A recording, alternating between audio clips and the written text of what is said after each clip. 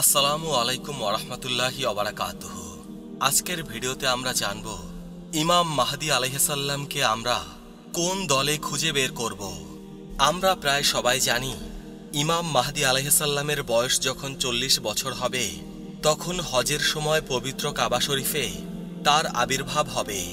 কিন্তু ৪০ বছর পর্যন্ত আল্লাহ তাআলা ইমাম মাহদীকে গোপন রাখবেন যাতে কাফেররা কোনোভাবেই তাকে চিনতে না পারে।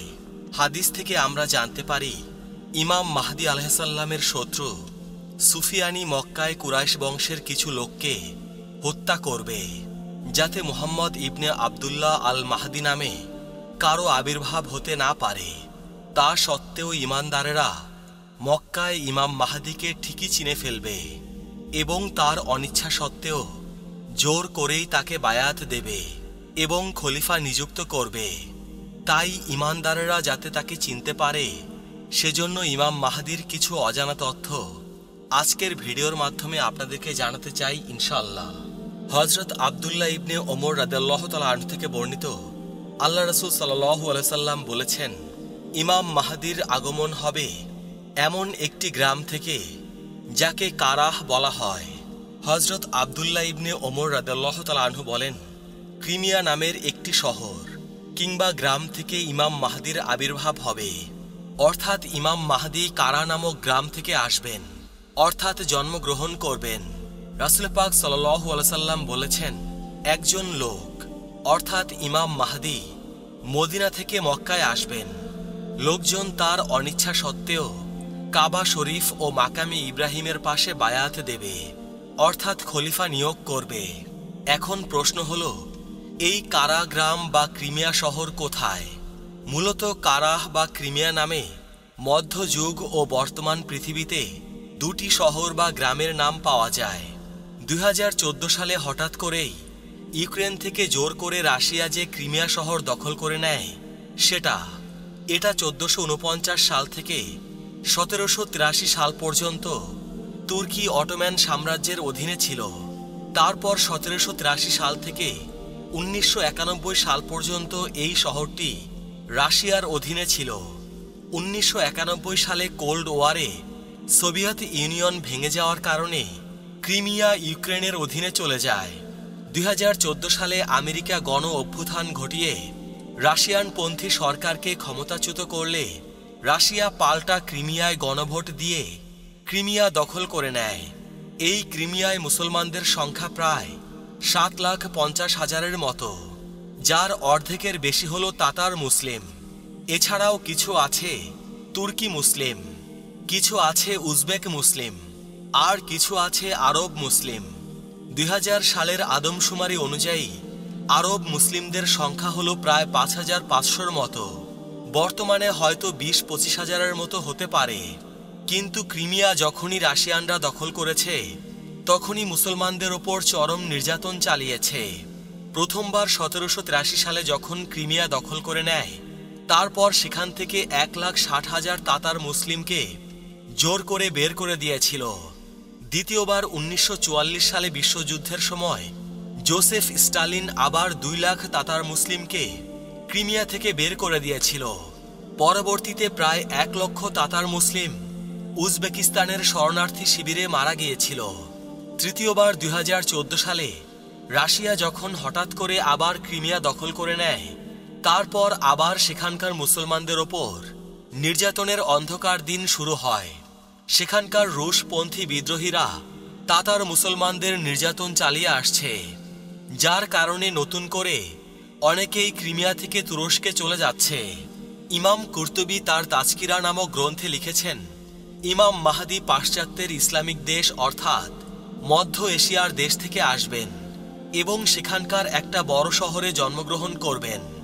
সৈয়দ আহমদ হিসামুদ্দিন রহমাতুল্লাহি আলাই ইমাম মাহদীর জন্মস্থান সম্পর্কে লিখেছেন, কাকেসাস অঞ্চলের সর্বোচ্চ চূড়া যেখানে সূর্যের রশ্মি পড়ে সেখানকার মুসলমানদের থেকে একজন লোক অর্থাৎ ইমাম মাহদী আসবেন।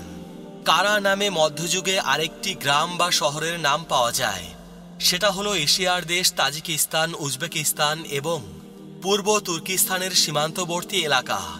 হযরত জাফর সাদিক রহমতুল্লাহি আলাই থেকে বর্ণিত, তিনি বলেন, বনি তামিম গোত্রের শুয়াইব ইবনে সালে প্রাচ্যের সমরখন্দ থেকে আবির্ভূত হবেন।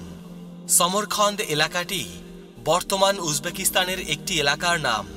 হযরত আম্মার ইবনে ইয়াসির রাদিয়াল্লাহু তাআলা আনহু থেকে বর্ণিত, তিনি বলেন, ইমাম মাহদী আলাইহিস সালাম এবং শুয়াইব ইবনে সালেহ একই জেলা বা প্রদেশের অন্তর্ভুক্ত হবেন। কিতাবুল ফিতান, হাদিস নং 899। একটি হাদিসে বলা হয়েছে, খোরাসানের কালো পতাকাবাহী দল যদি বের হয় তাহলে তোমরা বরফের ওপর হামাগুড়ি দিয়ে হলেও তাদের সাথে যোগ দেবে। কিন্তু রাসূল পাক সাল্লাল্লাহু আলাইহি সাল্লাম কেন বরফের ওপর হামাগুড়ি দিয়ে হলেও যোগ দিতে বলেছেন? অত্যন্ত আশ্চর্যের ব্যাপার হল, তাজিকিস্তান, উজবেকিস্তান ও পূর্ব তুর্কিস্তানের এই কারাকুল হল একটা পাহাড়ি এলাকা এবং এখানে সবসময় বরফ আচ্ছাদিত থাকে। হযরত সাওবান রাদিয়াল্লাহু তাআলা আনহু থেকে বর্ণিত, আল্লাহ রাসূল সাল্লাল্লাহু আলাইহি সাল্লাম বলেছেন, তোমাদের ধন ভাণ্ডারের নিকট রাজত্বের জন্য 3 জন বাদশাহের সন্তান যুদ্ধ করতে থাকবে, কিন্তু ওই ধনভাণ্ডার তাদের একজনেরও হস্তগত হবে না। তারপর পূর্ব দিক অর্থাৎ খোরাসান থেকে কতগুলো কালো পতাকাবাহী দল আত্মপ্রকাশ করবে। তারা তোমাদের সাথে এমন ঘোরতর লড়াই করবে যেমনটা কোনো সম্প্রদায় তাদের সঙ্গে লড়েনি। বর্ণনাকারী বলেন, তারপর নবী পাক সাল্লাল্লাহু আলাইহি সাল্লাম আরও একটি বিষয় উল্লেখ করে বলেছেন, তারপর আল্লাহর খলিফা মাহদীর আবির্ভাব ঘটবে। তোমরা যখনই তাকে দেখবে তার হাতে বায়াত নেবে। যদি এজন্য তোমাদেরকে বরফের ওপর দিয়ে হামাগুড়ি খেয়ে যেতে হয় তবুও যাবে। সে হবে আল্লাহর খলিফা মাহদী। সুনানে ইবনে মাজাহ, খণ্ড 2, পৃষ্ঠা 1367।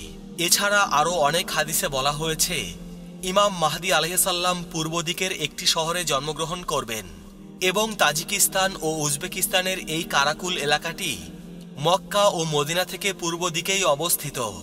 কারাকুল এলাকাটি থেকে বর্তমান আফগানিস্তানের দূরত্ব খুব একটা বেশি নয়। আর খোরাসানের কালো পতাকাবাহী দল যেহেতু এই এলাকা থেকেই বের হবে, তাই এখানেই ইমাম মাহদীর জন্মস্থান হওয়ার সম্ভাবনা বেশি রয়েছে। বর্তমানে যারা পীরপন্থী তারা মনে করেন ইমাম মাহদী বেলায়েত ও পীর তরিকার হবেন। যারা মডারেট ইসলামপন্থী তারা মনে করেন ইমাম মাহদী তাদের দলের কর্মী হবেন। কিন্তু এটা আমাদের সবাইকে মেনে নিতে হবে, বর্তমানে পাশ্চাত্য মিডিয়ার কারণে পৃথিবীতে যাদেরকে জঙ্গি, সন্ত্রাসী, টেরোরিস্ট বলে জানি তাদের থেকেই ইমাম মাহদীর আবির্ভাব হবে। তাই বর্তমানে যাদের ভেতর ইমাম মাহদীকে খুঁজব তা হল 1. Caucasus Emirates. কারণ ককেসাস অঞ্চলের যারা একটা পরিপূর্ণ ইসলামিক শাসন ব্যবস্থার জন্য যুদ্ধ করছে। সিরিয়ার বাশারের ক্ষমতাচ্যুতের আগে তারা সিরিয়ার বাশারের বিরুদ্ধেও যুদ্ধ করেছে। হযরত সুফিয়ানি কালবি রাদিয়াল্লাহু তাআলা আনহু থেকে বর্ণিত যে তিনি বলেন, মাহদীর দলে এক কম বয়সী, পাতলা দাড়ি বিশিষ্ট এবং হলুদ বর্ণের এক তরুণ যুবক বের হবে। সে যদি পাহাড়ের সাথে যুদ্ধ করে তাহলে পাহাড়কেও কাঁপিয়ে দেবে। আল ফিতান, হাদিস নং 902।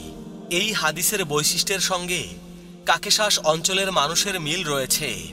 ওই এলাকার মানুষগুলো দেখতে অনেকটা হলুদ বর্ণের দেখা যায়। উল্লেখ্য, ইমাম মাহদীর আগে খোরাসান থেকে কালো পতাকাবাহী যে দলের আবির্ভাব হবে সেই দলের নেতৃত্বে থাকবেন হার্স হাররাস নামক এক ব্যক্তি। পরবর্তীতে এই দল থেকেই ইমাম মাহদীর আবির্ভাব হবে। এক লোক নদীর ওপার থেকে রওনা হবে যার নাম হবে হার্স হাররাস।